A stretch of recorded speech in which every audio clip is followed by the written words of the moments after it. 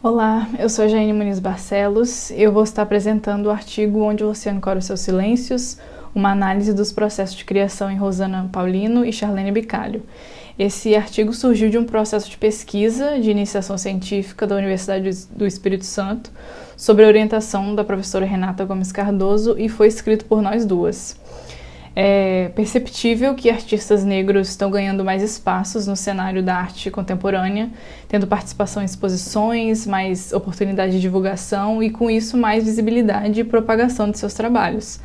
Essa visibilidade que vem sendo conquistada, ela abre oportunidades para o surgimento da produção de materiais para pesquisas, para bibliografias, quando antes a gente não tinha. Então é com esse intuito que esse artigo propõe uma análise comparativa entre a obra dessas duas artistas negras, a Rosana Paulino e a Charlene Bicalho. Ela busca traçar motivos e historicidades em comum nas obras para levar discussões sobre gênero e identidade.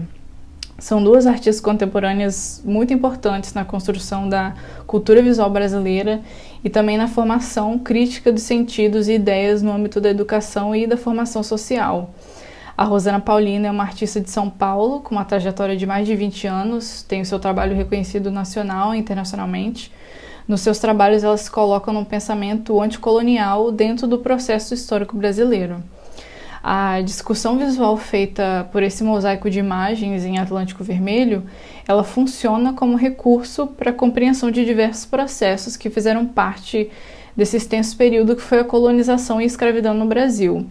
Essa obra, ela propõe a questionar e comentar sobre a história oficial dita brasileira, né? A artista usa uma costura que se chama sutura. Ela é um tipo de costura que é utilizada para fechar ponto em machucados e feridas no nosso corpo. E a artista vai se apropriar disso usando o ponto de sutura de uma forma bem frágil para unir os tecidos que compõem essa obra. É uma costura da história colonial, porque a gente vê os elementos desse período nas imagens impressas nos tecidos. Tem a caravela utilizada para transportar os escravizados, o homem negro, no mesmo formato das imagens científicas, mulheres negras realizando trabalho forçado dos engenhos e a azulejaria portuguesa. O rosto das pessoas negras representadas, que aparecem recortados ou riscados, fazem relação também com o processo de invisibilização e a supressão da identidade desses sujeitos. No meio da obra, a gente tem o escrito Atlântico Vermelho, que vai remeter a essas relações entre a África e as Américas. Existe um link, né, entre esses dois continentes, que é o Atlântico, como esse território que foi marcado pelo trajeto de vidas que atravessaram por ali e das muitas mortes também que ocorreram. É sobre o Atlântico que Charlene Bicalho também vai realizar sua obra, Onde Você Ancora os Seus Silêncios 1 e 2. Ela é uma artista de Minas Gerais, mas tem um trabalho extenso realizado no Espírito Santo, inclusive o de Onde Você Ancora os Seus Silêncios. O vídeo Onde Você Ancora os Seus Silêncios 2 mostra a própria artista em cima de uma rocha no Canal do Porto, entre Vila Velha e Vitória, e nele a Charlene está cercada de âncoras e ela joga essas âncoras no mar em um loop de movimentos de lançar e recolher. O silêncio representado pelas âncoras, ele suscita uma reflexão sobre o peso que pessoas negras, mas principalmente as mulheres, carregam no caminho das suas vidas, né? As âncoras podem ser relacionadas com as próprias âncoras dos navios negreiros. Essa reflexão também pode ser feita porque sobre uma própria história apagada do período colonial que aconteceu na costa do Espírito Santo. A gente vê a consequência disso, das marcas que isso deixou até hoje, por ser um estado extremamente racista. Numa entrevista realizada com a artista, ela comentou o processo de criação de Onde Você Ancora os Seus Silêncios e o seu desejo pelo encontro com a ruína. Essas ruínas físicas e simbólicas que a artista se depara nesse processo, e que são também melhor explicadas no artigo, elas dão todo sentido à amplitude do discurso que ela traz com a realização dessa obra. Esses lugares por onde a artista percorre, assim como a sua ação de jogar as âncoras no mar, ela remete ao movimento do símbolo Sankofa, que é um ensinamento que a própria artista segue, esse de olhar para trás e seguir em frente, colocando o sentido no presente.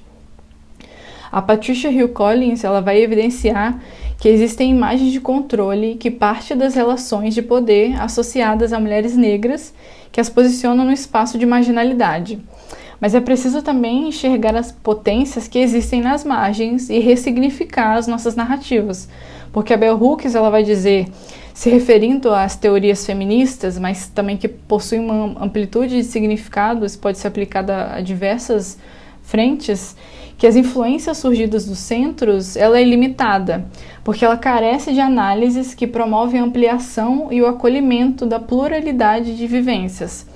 Então é analisando num processo de observação dos significados das duas obras e numa procura também individual de busca pela cura de violências causadas pelo racismo, que eu enxergo as suturas da Rosana como um processo de cura possível, assim como as âncoras da Charlene também. Porque eu e a Renata, nós também somos mulheres negras que estão escrevendo sobre outras mulheres negras e sobre esses processos que também nos perpassam. O trabalho, a obra é a cura e é também a nova narrativa, a nova epistemologia, tudo em uma coisa só. Elas são inseparáveis porque nós estamos falando de corpos negros que produzem através das suas vivências, dos seus desejos, dos seus incômodos e que também está extrapolando as significâncias do fazer na arte, porque elas estão criticando instituições, pensando em estratégias de transmitir seus discursos que fogem das convenções hegemônicas da criação artística, que surgem de exercícios de conexão com a nossa ancestralidade, que vem da oralidade, do encontro, da sensibilidade consigo mesma e da relação com outras pessoas negras. Então é com essa reflexão que eu concluo a apresentação do nosso artigo. Muito obrigada.